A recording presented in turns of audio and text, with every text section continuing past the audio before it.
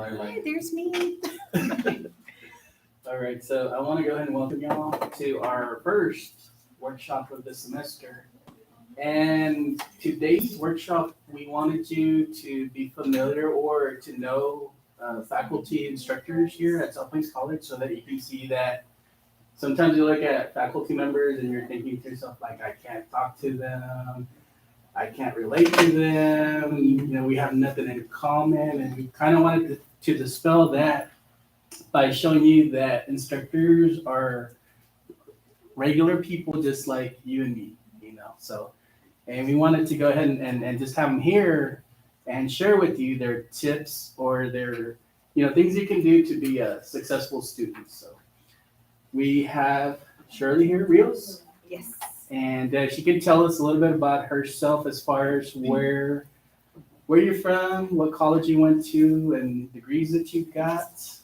And we'll start with you. So my name is Dr. Shirley Rios. I don't really have to stand up because I'm pretty loud. But I am originally from the borderlands, which is El Paso and Juarez. That's where I grew up. And I moved to the Lubbock area when I was graduating high school around that time. And I got my degrees all at Texas Tech. So I have a bachelor's. I got my bachelor's in mathematics and science.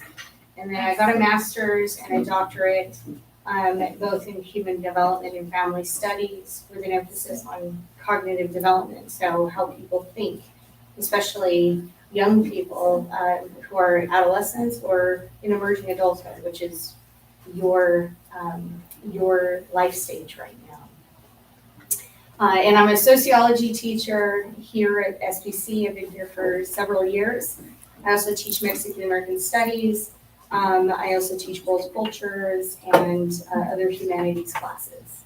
All right, awesome. Thank you. And we have Alma Lopez. And she's going to tell you about herself, where she's from, what degree she got, what colleges she went to. He didn't say we're going to do this part. I know.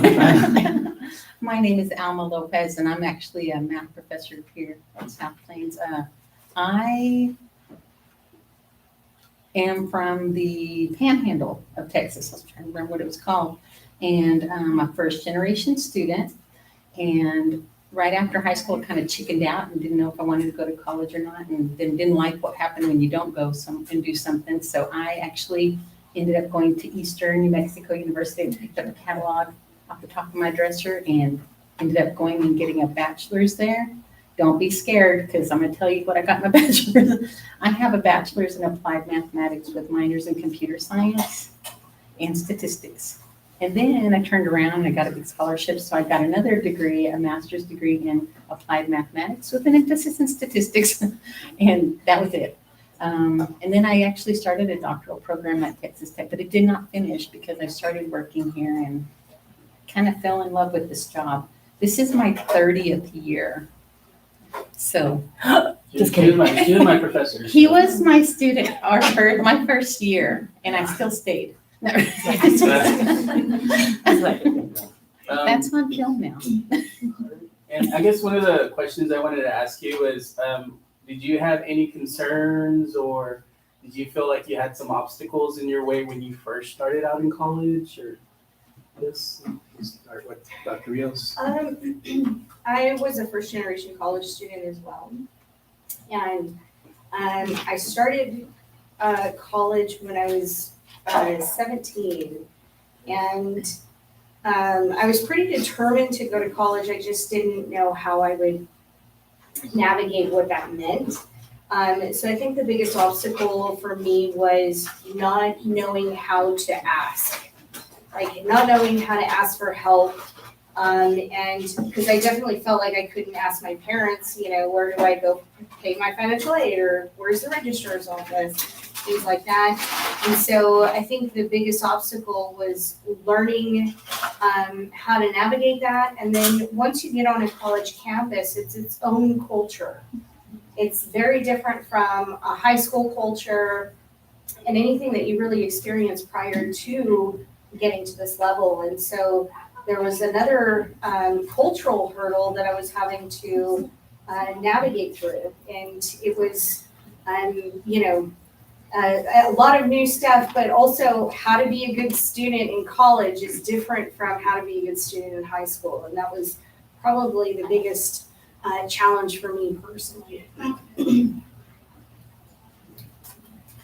And what was your biggest hurdle or obstacle or concern that you had when you were going to college? Well, first, I really didn't feel like I was supposed to be there because my parents, neither one of them had gone, and I didn't know anybody who'd been to college except like my teachers and stuff. So I just got really stubborn, and I remember reading this little quote that said, fake it till you make it. So I thought, I'm going to pretend I'm supposed to be there. And I did, and I got really lucky because I just thought I'm going to work as hard as I can in my classes, and surely something good is going to come from it. So I started talking to my teachers, which again was kind of hard because in high school sometimes you're not, allowed to speak. But when I got into college, I was very social and very and I hadn't been in high school because I was a big nerd. So when I got into college, I wanted to be something different. So I started talking to people, and I went and joined all kinds of clubs, and I studied like a, beast in the mornings because I was a morning person. And I just thought I have to pretend I'm supposed to be here. And I did. And I met really nice people, faculty, advisors, administrators. And just by being involved in the college, I kind of got really invested, and I wanted to make it, And so then I finished a bachelor's degree before I knew it. And we are gonna have another question about the study habits and stuff, right? Yeah. Yeah. So for me, I just didn't feel like I deserved to be there, and I didn't think I belonged because I didn't know anyone that had been there. But what a beautiful thing it is just to know that, blindly and without. You can actually, if you just do the right thing and you work really hard and get to know people. Like, I know Ceci back there because she was in my class that I dismissed early. She's not paying attention. No. But I love, when I meet students, I always tell them, I talk to all of them in my classes. And that's one thing that I'm so happy you picked South Plains, because it's very different than if you had started off at a larger university. But get to know all your professors like that. Even if all you do is go up to in the middle of at the end of the class and introduce yourself. I always tell my students first day in the class I remember, I'll tell them, go introduce yourself to your professor one day. Just say, hey, I'm in this class. And they'll say, yeah. And you'll see that they recognize you. So why wouldn't you be kind and say hello in the hallway? And that's how you build these little connections. So that was me. Sorry, got off topic. That's fine. And like I said, this is very informal, so this is just a good way to kind of, dish out a lot of great information. So, which leads us to the next question is, what advice would you give to students if they're looking to be successful in college? Like, what would you tell the student? If you do this, this, and this, this will help you along your academic journey in order to do well. So. I will say that there's no formula for being successful in college. There's a definite list of things that you should not do, right? But there's not, I can't tell you if you just study this many hours and if you just did this, then you're going to be successful. Part of your success relies on you having a growth mindset, which means that you have to take each semester, each class holistically, right? So you go into each semester really having a plan on how you are going to manage your time that semester from week to week, month to month. Have some goals in mind, strategizing how you're going to study for each class, because the way that I found, and it took practice, which is why I'm emphasizing a growth mindset. It takes practice to understand that studying for an algebra test or algebra class is different than the way that you might study for sociology or psychology. And simply just writing everything down over and over is not going to cut it, because sometimes our brain needs to actually conceptualize in a different way, right? We need to think about how to do whatever it is we're doing in a much different way than we would apply that same strategy somewhere else, okay? So that would be one thing that I had to, unfortunately, it takes lots of long nights and lots of tears to get through that process, because you realize, oh, this didn't work and I just wasted this much time doing things or studying in this way and it didn't help me. Or I wasted time going here thinking I could study in the library, but it's too loud.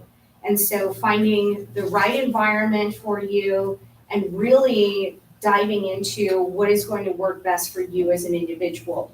And so when I say there's no clear-cut formula for all of us that we could apply across the board, but there's some definite don'ts, right? I always tell my students the first thing you need to learn is how to say no. Saying no to friends and family sometimes is necessary to get your work done. So Friday nights when you should be studying, instead of going out with friends, that comes in handy when you have that honed ability to say no, not tonight. There's going to be several other times where you have opportunities to hang out with people. Trust me, I didn't completely lose friendships over anything when I had to put my studies first, but it did take practice because I was I'm very much, or at least I was a lot more when I was younger, I was very much a people pleaser. So when someone asked me to go to a quinceañera or to go to a party or just to hang out and go to the movies, I would say yes to everything. And that can sometimes be a little detrimental to our success because we want to go and hang out and we want that off time, but carving out time and managing your time during the week to strategize how you're going to attack your semester is going to be, I think, the biggest key to success. Did I answer the question? Yeah, that's good Okay. information. Yeah, very good. Yeah, and like you said, a lot of times it's saying no, and sometimes it's for family. That's the biggest thing is because family expects you to do certain things, and sometimes you have to, say no. But that's like she said, for your success, you have to do that sometimes. Yeah, especially it's a cultural part of that question. Glad you addressed that because, it was really hard because when I started college, I lost one of my grandparents, but I also had something really, really big happening. And you're like, really? You didn't attend? No, because it was in Mexico. And that would have been a several-day trip. And I told my dad the very first time I remember that I told him I'm not going. And that was like unheard of. You're not attending. And I'm like, Dad, this is college. And it's not, you don't get to redo stuff. You don't get to, have a headache and I'm not going to go take a test. You don't get to miss 3 days of college and they're going to come back and fix it for you. No, so I had to say no. And that is very difficult at first, but then you have to remember, and this is how I thought about it afterwards. I talked to my dad about it later when I finished my degrees. And I said, that was really hard for me. And he goes, I'm sorry. He goes, I didn't understand because I'm so proud of everything you did. He goes, but saying no to attending, a service like 10 hours away was not an option for me that time. Or going in like the parties and stuff. I was a really early morning person. And this is what I tell my students every semester. You can do everything and you can go to the parties if you take care of your business every single day. And that's what I did. I never missed a party. She still does. I never missed a party in college. And let me tell you what I did.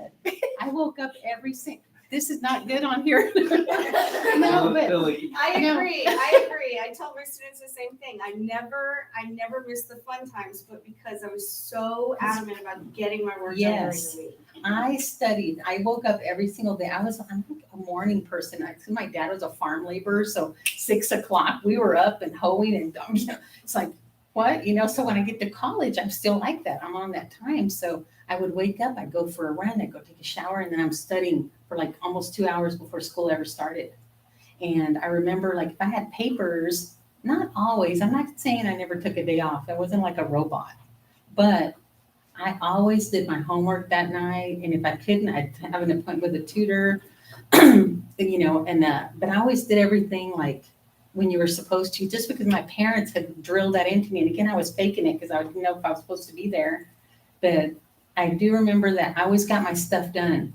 And I would have friends who would fail, like in my classes. And I was like, dude, what are you doing? Well, they were like sleeping, napping, doing stuff in the afternoons when I'm in the library, and I'm like doing homework and stuff. And I never went home because if you all are like me, when you go home, there's chocolate cake in the fridge. So I'm over there. And then there's, oh, now I need something salty, Fritos, And so I grazed the entire time I was home, even in college. So I thought to myself, okay, I need to stay here. I need to stay in that environment where I will study. And that is really like probably the best study tip that I can give you is like have a place and also socialize with your classmates. Because if I have you in my class, I'm going to say, hey, would you want to meet at the library this afternoon? Or do you have time at 3:00? Could we meet and study? When you make those little connections and you have study buddies and partners that keep you accountable, oh, I'm meeting at 3 to do that.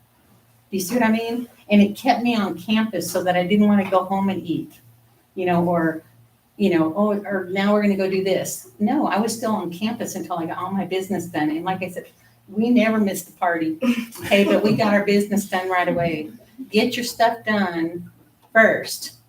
Then you can, and I'm not telling them only to go party, Manuel. I'm just saying, but that's part of college, right?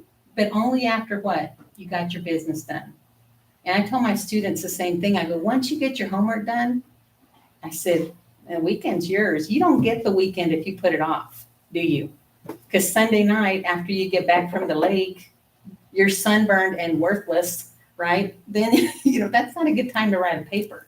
Good time to write the paper is Friday because we're not leaving till 4, right? So now I'm working on it Thursday and Friday, get it done. Study for your math test before you leave for the weekend. Then you just review a little bit when you get back. Oh, sorry. Great information. I guess the next question is going to be, what do you want students to know about instructors? And what's the best approach if the student is having issues or problems or concerns in your class? What's the best approach for them to meet or talk to the instructors?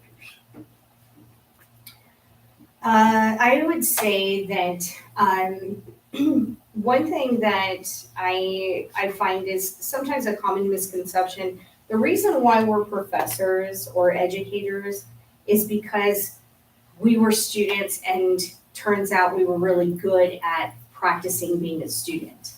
And so we have failed more than you could imagine. And we've been through that grind. So whenever a student thinks like, you don't understand, yes, I do understand. I understand having to work full-time jobs or 2 or 3 part-time jobs just to get through a semester. I understand family obligations, but I also understand that I had to manage my time. And so by the time we're standing up in front of a class, we are experts at time management because we've been through at least a decade of doing that. And so I would say that one, we're human. We have our family lives and our other obligations, but we also time manage our weeks in a way that accounts for your time too. So when we post office hours, for example, that's our time that we're giving to our students for you to come and ask us questions. Don't be afraid to visit during office hours. That's exactly the purpose of office hours. Mm-hmm. If you don't understand something, if you need clarification, and sometimes I have students that'll come in and say, I don't understand what this word means in this context of what we're talking about in Mexican American history, for example. And we talk about it, and then it ends up being kind of a small moment of growth for students. But if you don't come in, then we also don't know that you may not be understanding something either. And so we, as professors, we are here to work in this sort of relationship with you to get you to be successful, but we also want you to match that, right? And so if you know when your professors can meet with you about certain topics, especially those classes that you already know in your mind, I can ask you, what is the class you are weakest in? And you can definitely tell me, oh, it's this class, or it's this class, or I don't understand any of this. And if you know that, use those office hours as time to reconnect with your professors. Now, it's already been said today that, reach out, network with people. That includes your professors. Once you get into a position where you need a letter of recommendation or you're applying for scholarships, it's those people that you've networked with, that you've gone to their office hours, they see your face repeatedly, right? And they know you by name, that they know, I know that this student cares. I know that this student wants to be successful and wants to go on to do some really amazing things, and they can back you on that. So when you ask for a letter of rec later, or even if it's, just someone that you need to talk to, I have students who come back, after a year of taking my class, and they're like, can I just vent for a second? And then they come in and they vent. And so we're just as human as you are, but we are in a relationship with you as a student and a professor, albeit it's a professional relationship, right? But we're in a relationship to get you to be as successful as possible. And we sometimes can be limited if you aren't part of that relationship as well. So don't isolate yourself by any means while you're at school. And I'm going to bridge right off of what she said about your relationships.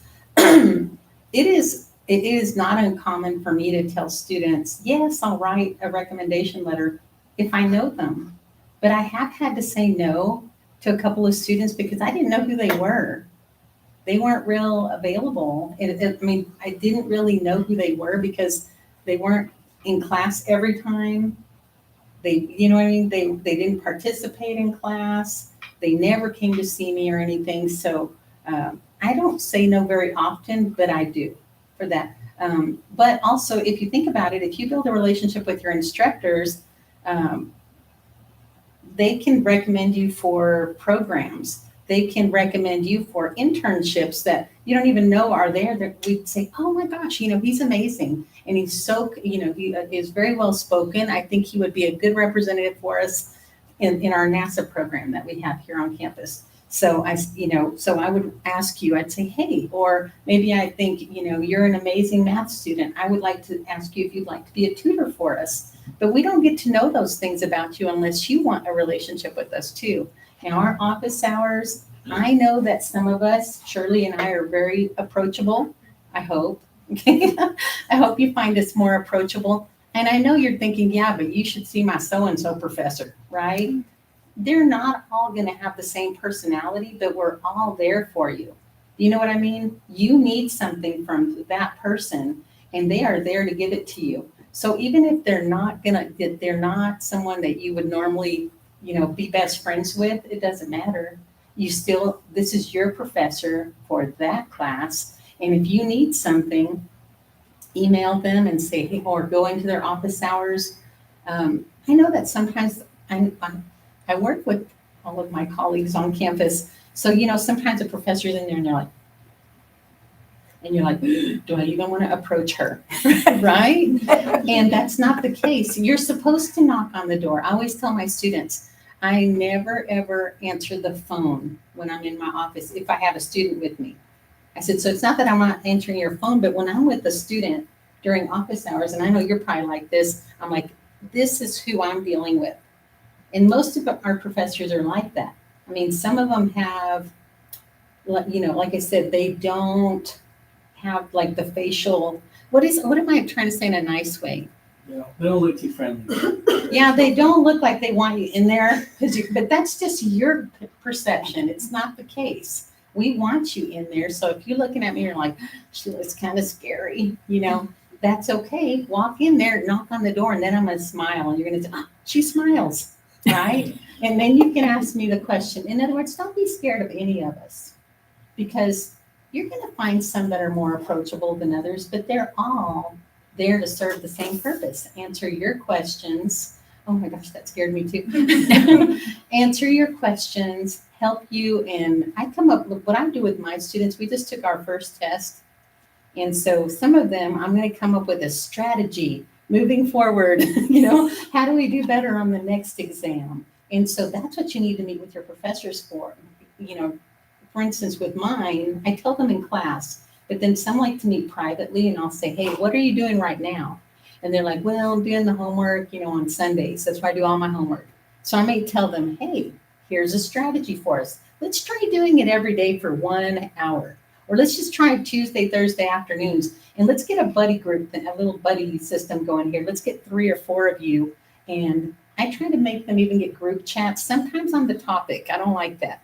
But get group chats in your classes. Some of you are already a part of those. Those are wonderful because they'll say, we're meeting at so-and-so. And anyway, I just got off topic. No, Sorry. it's good. It's good. Good. I guess I have one more question, and then we can open it up to see if anybody else has any questions. But I guess the question is, why is your field important, or why do you feel it's important as far as students, taking courses in that area? Because I know sometimes some people will say, well, humanities, or or why do I need to take that? Why is that something that's required? So if you could kind of talk a little bit about that. Ultimately, I would say that a large part of why you're required to take humanities classes, maybe some of you have taken sociology 1301, humanities 1301 or 1305. Those are really important classes for you to understand how you're situated in your community, how you're situated at work, in your future professional life, and how you're situated in society. Meaning that you need to understand that you are part of a larger network of people, whether that's a cultural network, a social network, a network there at work, so where you're employed, and ultimately you are serving other people in your community. So if you're a future nurse, you need to know what background that the people that you are servicing, what background they have, what kinds of beliefs they have, what kinds of religions they may be practicing. All of that is important for how you approach those people. Now, that's just one example at work, but even if you're a future teacher, and even if you wanted to be an engineer, the people you work with are also fixed in another sociocultural network in your community, and you need to know the humanity behind that, the human condition, and what makes us us, because you need to know how to work with other people. Great. Thank you. In fact, I agree. Communication, and see, I'm a math professor, but I'm going to tell you right now, I tell my students every semester, communicating and your ability to communicate well can mean the difference between you being, down here and up here in your company. So even engineering students, I tell them the same thing. I go, oh, you don't like your speech class? You're going to be working for this guy because he does know how to communicate. He might not be the best engineer, but communication skills are like tops in every major. Now, I teach math and statistics, so you're like, it's part of every degree. And the purpose of it really, I think, is that, math really is more about building logic.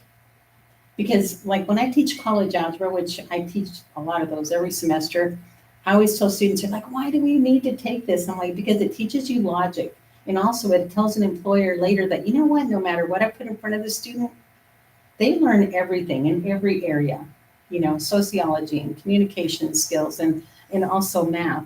But math is in everything. I have an EMT math course that I used to help with. We have nursing has a special math course.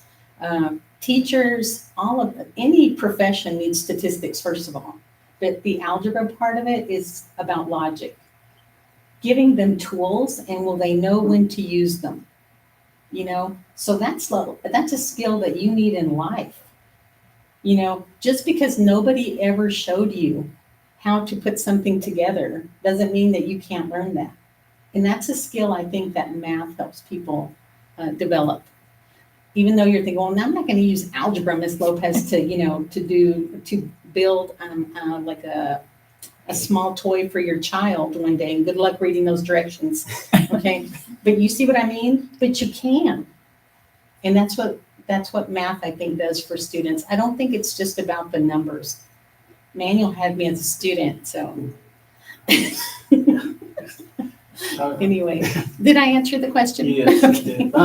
I guess, does anybody have any questions that you would like to ask our panel? Anybody? Don't be shy. Don't be scared. Don't be scared. Yeah, and do I know you and you? Do I know you? Did I meet you this summer? You came and did a scavenger hunt in my classroom. Oh, right, yeah. Dude, okay. I knew him from somewhere. It just hit me, sorry. You know me. See, now you have a friend. Now you have a friend. So, anybody have anything? Now's your time to ask that question. I know we're scary, but. No? All right. She Well, doesn't bite. she doesn't bite. She's really funny. Thank All you, right. Ceci. Well, we want to go ahead and thank our panel here, Dr. Rios and Alma Lopez, and we can give them a round of applause. Yes.